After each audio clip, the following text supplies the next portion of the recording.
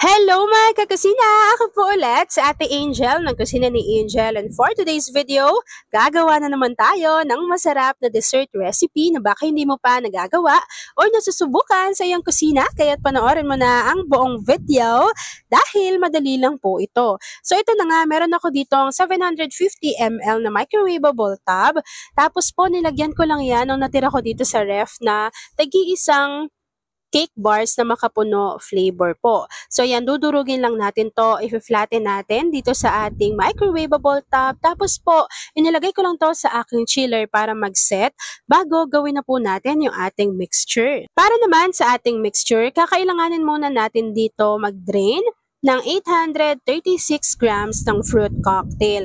Nasa sa inyo na kung gaano karaming fruit cocktail, pero the more na marami kasi, mas nagko-complement yung lasa niya sa ating dessert. So ito po ang ginawa ko, dinrain ko lang muna yan dyan, tapos sinet aside ko na. After nating ma-set aside yung ating fruit cocktail, kakailanganin naman natin ang ating kasirola kasi ilalagay na natin dito yung isang sachet o 24 grams ng leche flan jelly powder.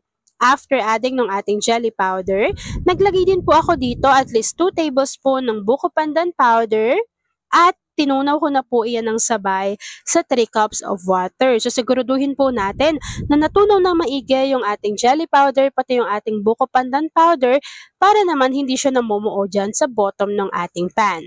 After nating ma-dissolve yung ating dry ingredients, kakailanganin na rin po natin dito ng 1 can or 360 ml ng evaporated milk, 1 can or 390 grams ng condensed milk.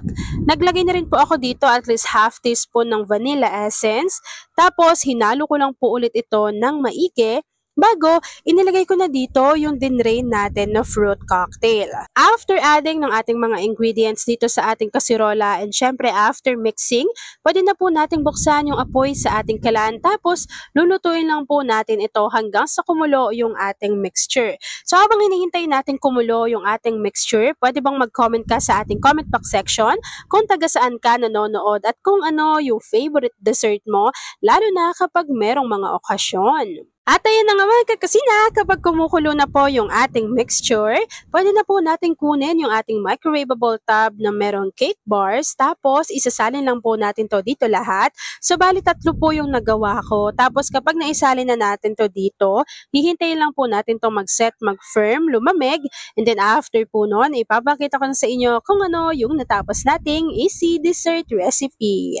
At ayan na nga mga kakusina, tapos na po ang ating buko leche jelly salad. Kung nagustuhan mo yung ating video, please like and share this video. At kung hindi ka pa nakakapag-subscribe sa aking YouTube channel na Kusina ni Angel, please click subscribe button. Click mo na yung notification bell, click all para lagi kang updated sa bawat ina-upload kong mga videos. At kung isa ka din sa dessert lover, pakishare ng ating video. Yun lang mga kakusina. Thanks for watching and enjoy this video.